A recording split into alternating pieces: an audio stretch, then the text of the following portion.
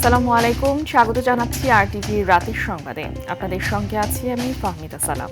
BNP chairman Tarique Rahman বলেছেন, প্রধানমন্ত্রী নির্বাচিত হলে দেশের স্বার্থ রক্ষা করে পররাষ্ট্রনীতি প্রণয়ন করবেন। ব্রিটেন, নেপাল ও ভুটানের রাষ্ট্রদূতদের সঙ্গে বৈঠকে তিনি কথা বলেন। এ সময় কূটনীতিকরা দেশের বর্তমান নির্বাচনী পরিবেশ নিয়ে ইতিবাচক মনোভাব ব্যক্ত করেন। বৈঠক শেষে ব্রিফিংয়ে এসব কথা জানান তারেক রহমানের পররাষ্ট্র বিষয়ক উপদেষ্টা ও দলের যুগ্ম মহাসচিব হুমায়ুন কবির। রুদ্র রফিকের রিপোর্ট। শনিবার বিকেল ৪টার দিকে গুলশান কার্যালয়ে বিএনপি চেয়ারম্যান তারেক রহমানের সঙ্গে সাক্ষাৎ করেন নেপালের রাষ্ট্রদূত ঘনশ্যাম ভান্ডারী। এর ঘণ্টাখানেক পরে বিএনপির প্রধানের সঙ্গে সাক্ষাৎ করেন ভুটানের রাষ্ট্রদূত দাসো কর্মা হামুদর্জি।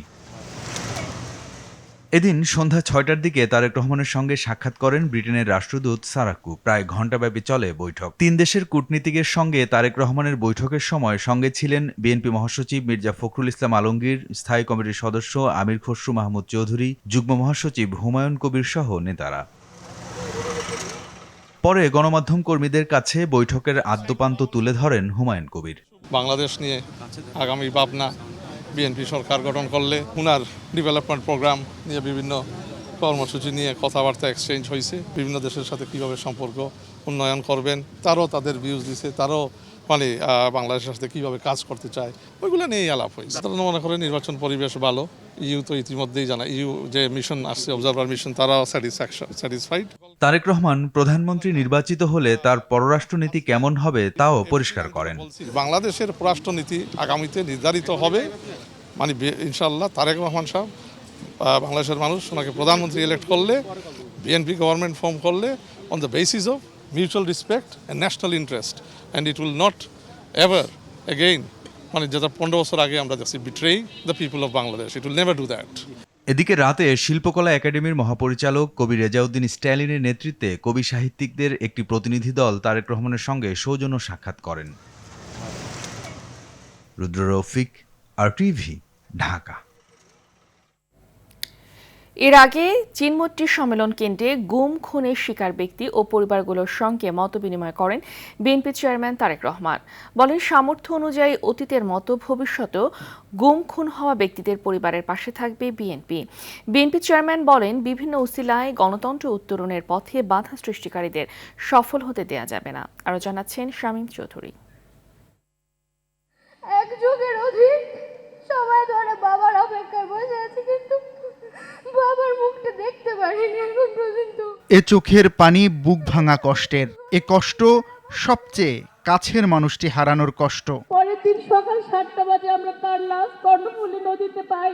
বিগত আওয়ামী লীগ সরকারের সময় গুম, খুন ও নির্যাতনে স্বামী হারা স্ত্রী, ভাই হারা বোন, সন্তান হারা বাবা মা আর বাবা হারা সন্তানদের কান্না প্রতিধ্বনিত হয় চিনমৈত্রী আন্তর্জাতিক সম্মেলন কেন্দ্রের হলরুমে। বিএনপি চেয়ারম্যানের সঙ্গে মত বিনিময় সভায় কথা বলতে গিয়ে কান্নায় ভেঙে পড়েন তারা। আমরা বিএনপি পরিবার ও মায়ের ডাক আয়োজিত সভায় নিজেদের ভয়াবহ অভিজ্ঞতা তুলে ধরেন গুমফেরতরা। পুনর্বাসনের অনুরোধ জানান গুম, খুন ও নির্যাতনের শিকার পরিবারের সদস্যরা। কি দাবি থাকছে যে পরিবারের সদস্য যারা আছে তাদেরকে পুনর্বাসন করা যায় যাতে। সে সময় আবেগতাড়িত হয়ে পড়েন বিএনপির চেয়ারম্যান তারেক রহমান। কথা বলেন তাদের সঙ্গে। বিএনপি যেন ভবিষ্যতে গুম খুনের বিচার করতে পারে সেই দোয়া চান দলটির নেতারা। আপনারা দোয়া করবেন যাতে আমরা প্রত্যেকটি গুমের খুনের বিচারে দেশে করতে পারি। পরে বক্তব্যে বিগত দিনে গুম খুন হওয়া শহীদদের অবদানের কথা স্মরণ করেন তারেক রহমান। সকল শহীদদের আত্মত্যাগকে জনমনে স্মরণীয় করে রাখতে আগামী দিনে বিএনপি কিছু পরিকল্পনা গ্রহণ করেছে। তারেক রহমান বলেন, গণতন্ত্রের স্বার্থে দায়িত্বশীল রাজনৈতিক দল হিসেবে ধৈর্যের পরিচয় দিতে চায় বিএনপি। আমরা দেখেছি নির্বাচনের কমিশনের রিসেন্টলি কিছু বিতর্কিত ভূমিকা বা বিতর্কিত অবস্থান, তারপরেও দায়িত্বশীল রাজনৈতিক দল হিসাবে আমরা ধৈর্যের পরিচয় দিতে চাই। গণতান্ত্রিক অগ্রযাত্রায় কেউ যেন ব্যাঘাত ঘটাতে না পারে সেই বিষয়ে সবাইকে সজাগ থাকার আহ্বান জানান বিএনপি চেয়ারম্যান। যারা বিভিন্ন উসিলা দিয়ে বিতর্ক তৈরি করে গণতন্ত্রের পথকে আবার নষ্ট করার চেষ্টা করছেন তারা যাতে সফল না হয়। শামীম চৌধুরী, RTV, ঢাকা। জাতীয় নির্বাচনকে বানচাল করার জন্য স্বাধীনতা বিরোধীরা উঠে পড়ে লেগেছে বলে মন্তব্য করেছেন বিএনপি স্থায়ী কমিটির সদস্য মির্জা আব্বাস। বিকেলে রাজধানীর কচিকাচার মিলনায়তনে মাল্টিমিডিয়া রিপোর্টার্স ইউনিটির দ্বিতীয় প্রতিষ্ঠা বার্ষিকীতে তিনি একথা বলেন। মির্জা আব্বাস অভিযোগ করেন, গণভোট নিয়ে একটি পক্ষ জনগণের কাছে গিয়ে জোর করে পক্ষপাতিত্ব করছে। বিএনপির দীর্ঘ 17 বছরের জুলুম ও ত্যাগ স্বীকারের কথা অনেকে বিশ্বাস করতে চায় না বলেও মন্তব্য করেন মির্জা আব্বাস। নিজের দেশকে ভালোবেসে অন্য দেশের বিরোধিতা করার আহ্বানও জানান বিএনপির এই কেন্দ্রীয় নেতা। আজকে যে নির্বাচন, এই নির্বাচনটা কিন্তু একটা বহু আকাঙ্ক্ষিত, বহু প্রতীক্ষিত একটা নির্বাচন। এই নির্বাচনকে বানচাল করার জন্য সেই স্বাধীনতা বিরোধী শক্তি আবার উঠে পড়ে লেগেছে। কুমিল্লা 4 আসনের বিএনপির প্রার্থী মঞ্জুরুল আহসান মুন্সী ও এনসিপির প্রার্থী হাসনাত আব্দুল্লাহর মনোনয়ন বৈধতার বিরুদ্ধে পাল্টাপাল্টি আপিলে প্রার্থিতা বাতিল করা হয়েছে বিএনপি প্রার্থীর, আর মনোনয়নের বৈধতাই বহাল রাখা হয়েছে হাসনাত আব্দুল্লাহর। এছাড়া শুনানি হয়েছে অপেক্ষমান থাকা সহ 112টির। নাজমুল হুদার সহায়তায় দীপ্ত চন্দ্রপালের রিপোর্ট। আসন্ন সংসদ নির্বাচনে রিটার্নিং অফিসারের সিদ্ধান্তের বিরুদ্ধে কমিশনে দায়েরকৃত আপিল শুনানির 8ম দিনে অনেকটা উত্তপ্ত ছিল আপিল কক্ষ, হয় হট্টগোল। এ সময় কুমিল্লা 4 আসনের এনসিপির প্রার্থী হাসনাত আব্দুল্লাহর আইনজীবীকে ফেনী 3 আসনের বিএনপি প্রার্থী আব্দুল আওয়াল মিন্টু অশোভন আচরণ করেন বলে অভিযোগ ওঠে। এছাড়া ঋণ খেলাপি থাকায় হাসনাতের করা আপিলে প্রার্থিতা হারান একই আসনের বিএনপি প্রার্থী। আদালত থেকে স্থগিতাদেশ নিয়ে নির্বাচন করার চেষ্টা করেছিলেন, যেটি পরবর্তীতে আবার ব্যাংকের আবেদনের ফলে সেই আদেশটি বাতিল হয়ে যায় এবং নির্বাচন কমিশন তার মনোনয়ন অবৈধ ঘোষণা করে। আব্দুল আওয়াল মিন্টু আইনজীবীদের উপরে তেড়ে আসেন, ভার্বালি অ্যাবিউজ করেন এবং দেখা যায় তাদেরকে বিভিন্ন গালাগালি করেন। আমি সেটিতে প্রতিবাদ করি এবং প্রতিবাদকালীন আব্দুল আওয়াল মিন্টু সাহেবের ছেলে জনাব তাবিত আওয়াল, উনি ওনার বাবাকে কমিশন থেকে নিয়ে যান। 8ম দিনের শুনানিতে মনোনয়ন বৈধতা পাওয়া 33 জনের প্রার্থিতা বাতিলেরও শুনানি হয়েছে। এতে কারো প্রার্থিতা বহাল থাকলেও বাতিল হয়েছে অনেকের। 26টা জায়গায় যারা আমাদের এই তুচ্ছ ঘটনাকে তারা অবৈধ ঘোষণা করেছে, শুনানি কালে আপিল মঞ্জুর করেছেন এবং বৈধতা ফিরিয়ে দিয়েছেন। 40টি আপিলের মধ্যে আমরা এখন পর্যন্ত প্রায় 35টি আপিল নির্বাচন কমিশন নিজেই ওনারা শুনে আপিল মঞ্জুর করেছেন। এর আগে বিগত 7 দিনে 355টি আপিল মঞ্জুর করে কমিশন, আর রোববারের মধ্যে নিষ্পত্তি করা হবে 645টি আপিল। আগামীকাল এই বিষয়ে আমরা আপনাদের মতামত দেব। দীপ্ত চন্দ্রপাল, RTV, ঢাকা। এপিডেভিটের মাধ্যমে আপিল শুনানিতে দ্বৈত নাগরিক ও ঋণ খেলাপিদের নির্বাচনী সুযোগ দিলে রাজপথে নামার হুঁশিয়ারি দিয়েছেন জাতীয় নাগরিক পার্টি এনসিপি। সন্ধ্যায় এনসিপির কেন্দ্রীয় কার্যালয়ের সংবাদ সম্মেলনে এই হুঁশিয়ারি দেন দলটির মুখপাত্র আসিফ মাহমুদ সজীব ভুইয়া। কোনো বিদেশি নাগরিককে বাংলাদেশে নির্বাচন করতে দেয়া হবে না উল্লেখ করে তিনি বলেন, রোববার নির্বাচন কমিশনের জন্য রেড লাইন। আসিফ মাহমুদ বলেন, বিএনপি নিজেদের গণতন্ত্রের ধারক বাহক মনে করলেও নির্বাচন কমিশনে গিয়ে গণতন্ত্র ও আইনের বিরুদ্ধে কাজ করে যাচ্ছে।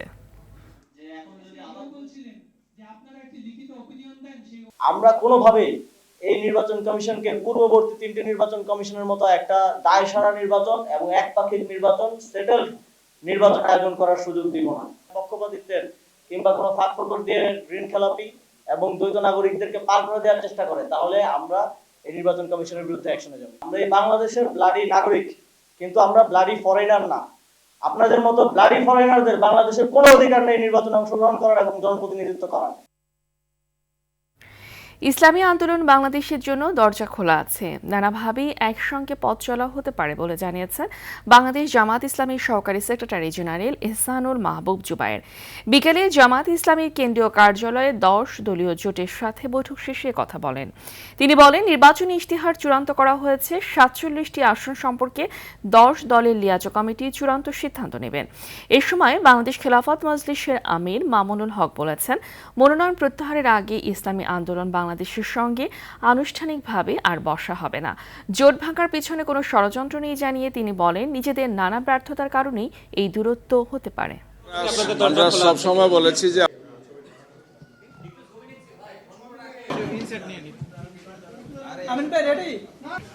এই মুহূর্তে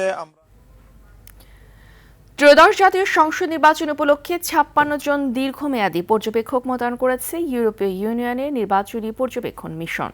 নির্বাচনের দিন ঘনিয়ে আসার সঙ্গে সঙ্গে এই মিশনটিকে আরও জোরদার করতে যুক্ত হবেন 90 জন স্বল্পমেয়াদী পর্যবেক্ষক। তাদের সঙ্গে যোগ দেবেন ইউরোপীয় ইউনিয়নের সদস্য রাষ্ট্রসহ কানাডা, নরওয়ে, সুইজারল্যান্ডের কূটনৈতিক মিশনের পর্যবেক্ষকরাও। তারা ভোট গ্রহণ, ভোট গণনা এবং ফল তালিকাভুক্ত করার প্রক্রিয়া পর্যবেক্ষণ করে আগামী 14 ফেব্রুয়ারি ঢাকায় সংবাদ সম্মেলনের মাধ্যমে প্রাথমিক প্রতিবেদন উপস্থাপন করবেন। পরে প্রয়োজনীয় সুপারিশ সহ একটি চূড়ান্ত প্রতিবেদন কর্তৃপক্ষের কাছে পেশ করা হবে, যা মিশনের ওয়েবসাইটেও পাওয়া যাবে।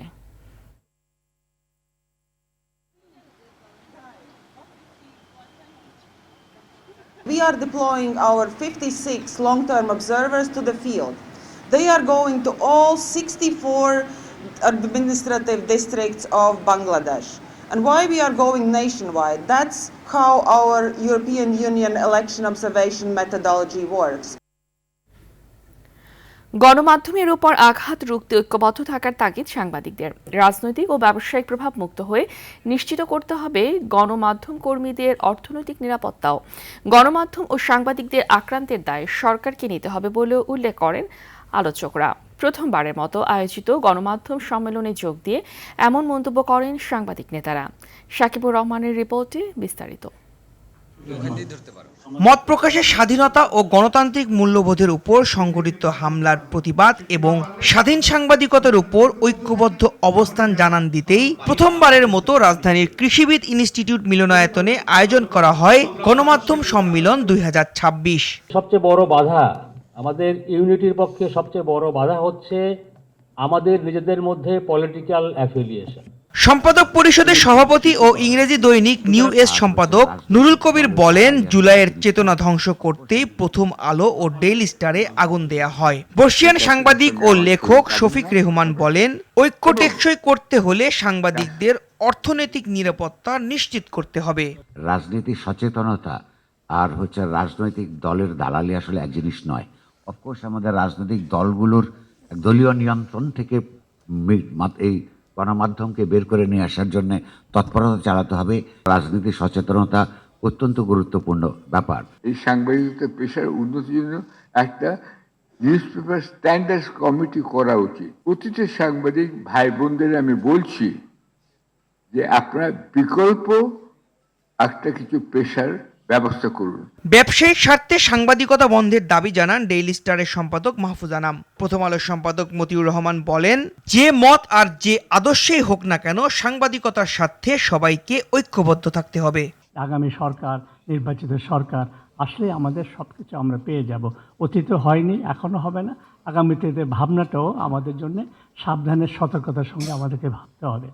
যেই সমাজে স্বাধীন সাংবাদিকতার বিচরণ খুব বলিষ্ঠ, সেই সমাজ গণতান্ত্রিক হয়, সেই সমাজ বৈষম্যহীন হয়, সেই সমাজ অধিকার প্রতিষ্ঠার একটি নিদর্শন হয়।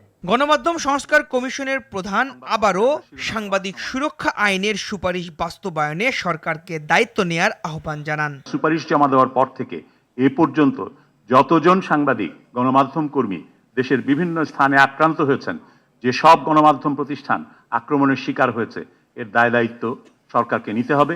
কারণ তারা অঙ্গীকার করেও সেই অঙ্গীকার বাস্তবায়ন করেনি এবং এই সুপারিশের বিষয়টিকে এখন শিকেই তুলে রেখেছেন। গণমাধ্যমে গণতান্ত্রিক পরিবেশ ও স্বাধীনতা রক্ষার পাশাপাশি সাংবাদিকদের সব ধরনের নিরাপত্তা নিশ্চিতের দাবি তোলেন সাংবাদিক নেতারা। যতজন সাংবাদিক, গণমাধ্যম কর্মী। Sakibur Rahman, RTV, Dhaka. ICC BCB বৈঠক প্রসঙ্গ। টি-20 বিশ্বকাপে বাংলাদেশ দল সমর্থক, গণমাধ্যম ও সংশ্লিষ্ট অন্যান্যদের নিরাপত্তা ও সুরক্ষা সংক্রান্ত বিষয়ে আইসিসির কাছে বাংলাদেশ সরকারের উদ্বেগ ও মতামত তুলে ধরেছে বাংলাদেশ ক্রিকেট বোর্ড। সন্ধ্যায় গুলশানের একটি হোটেলে রুদ্ধদ্বার বৈঠকে আইসিসির প্রতিনিধিদের কাছে আনুষ্ঠানিকভাবে বাংলাদেশের ম্যাচগুলো শ্রীলঙ্কায় স্থানান্তর করতে আবারও অনুরোধ করে বিসিবি।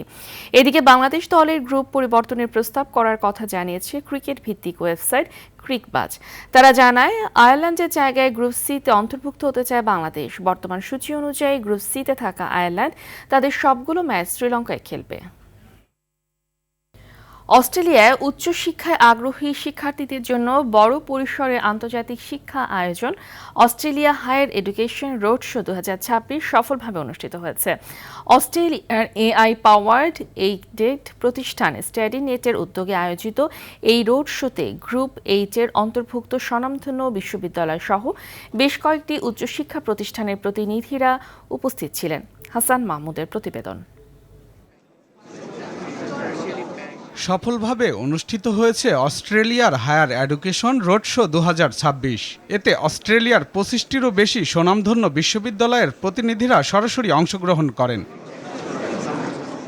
অনুষ্ঠানে অংশগ্রহণকারী শিক্ষার্থীরা সরাসরি বিশ্ববিদ্যালয় প্রতিনিধিদের সঙ্গে কথা বলেন এবং একাডেমিক ব্যাকগ্রাউন্ড অনুযায়ী কোন কোর্স ও কোন বিশ্ববিদ্যালয় তাদের জন্য উপযুক্ত সে বিষয়ে বাস্তবভিত্তিক দিক নির্দেশনা গ্রহণ করেন। ডিরেক্ট ইউনিভার্সিটির সাথে কথা হয়ে ভিয়া স্টাডিনেট আমরা একদম ডিরেক্টলি ইউনিভার্সিটিতে অ্যাপ্লাই করতে পারতেছি। প্রত্যেকটা ইউনিভার্সিটি থেকে আলাদা আলাদা রিপ্রেজেন্টেটিভের মাধ্যমে আমরা আরো ইনডেপথ জানতে পারি যে আমার জন্য কোন কোর্সটা আসলে আরো ভালো হবে। একসাথে অনেক ইউনিভার্সিটি আছে তো তাই এটা ইজি হচ্ছে আমরা কোনটা সিলেক্ট করব। স্টাডিনেটের অভিজ্ঞ কাউন্সিলররা শিক্ষার্থীদের একাডেমিক যোগ্যতা, আর্থিক সক্ষমতা ও ভবিষ্যৎ ক্যারিয়ার পরিকল্পনার আলোকে ব্যক্তিগতভাবে পরামর্শ প্রদান করেন। অস্ট্রেলিয়াতে আপনি ব্যাচেলর বা মাস্টার্স করার পরে আপনি পোস্ট স্টাডি ওয়ার্ক ভিসা পাবেন। studynet.io এবং studynet.ai সেখানের একটা এক্সপেরিয়েন্স স্টুডেন্ট শেয়ার করতে পারে। They are our asset for the future. They will turn themselves into national asset when they will finish their education in Australia. অনুষ্ঠানে স্টাডিনেটের দুটি আধুনিক AI platform স্টাডিনেট আইও এবং স্টাডিনেট এআই শিক্ষার্থীদের মধ্যে বিশেষ আগ্রহ সৃষ্টি করে।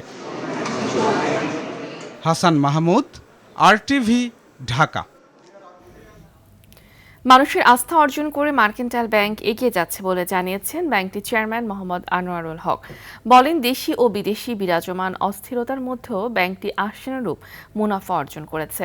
আর ব্যাংকের ব্যবস্থাপনা পরিচালক মতিউল হাসান জানান, তরুণ প্রজন্মের আস্থার প্রতিষ্ঠান হয়ে উঠেছে ব্যাংকটি। আরও জানাচ্ছেন বিপুল দেবরায়। মার্কেন্টাইল ব্যাংকের বার্ষিক ব্যবসায়িক সম্মেলন 2026 উপলক্ষে রাজধানীর একটি হোটেলে এই অনুষ্ঠানের আয়োজন করা হয়। এতে 153টি শাখার প্রধান, 48টি উপশাখার ইনচার্জ সহ ব্যাংকটির ঊর্ধ্বতন কর্মকর্তারা উপস্থিত ছিলেন। আমরা প্রচন্ড পরিশ্রম করেছি। ঊর্ধ্বতন কর্মকর্তারা জানান, কর্মকর্তা কর্মচারীদের নিরলস পরিশ্রম ও গ্রাহক সেবার মান উন্নয়নের মধ্যে দিয়ে এগিয়ে যাচ্ছে ব্যাংকটি।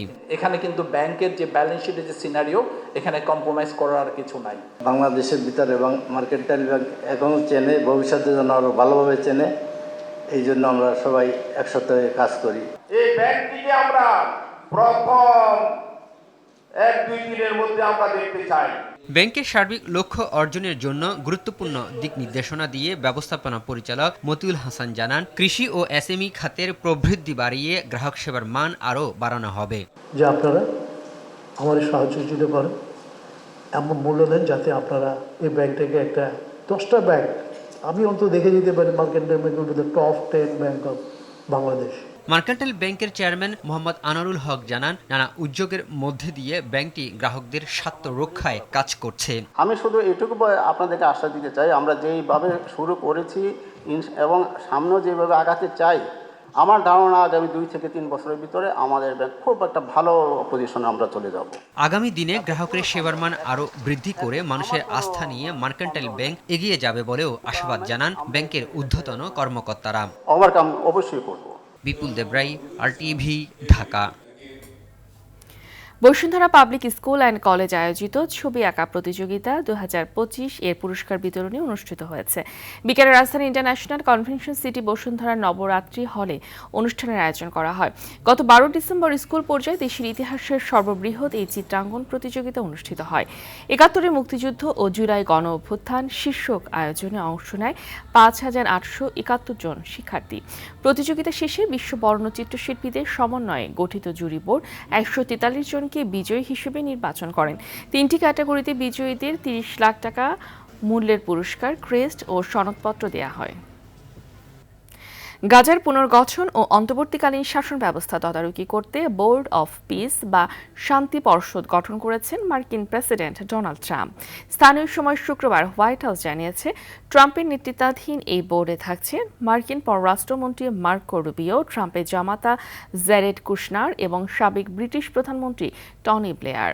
এছাড়াও বিশেষ দূত স্টিভ উইটকফ এবং বিশ্বব্যাংকের প্রেসিডেন্ট অজয় বাঙ্গাকেও এই পর্ষদের সদস্য রাখা হয়েছে। আরেকদিকে বোর্ড অফ পিসে যোগ দিতে তুর্কি প্রেসিডেন্ট রিসেপ তাইপ এরদোয়ান এবং মিশরের প্রেসিডেন্ট আবদেল ফাত্তাহ আল সিসিকে আমন্ত্রণ জানিয়েছে প্রেসিডেন্ট ট্রাম্প। রাতের সংবাদ এই পর্যন্তই। মধ্যরাতের সংবাদ রাত 1টায় দেখার আমন্ত্রণ রইল। ধন্যবাদ সবাইকে।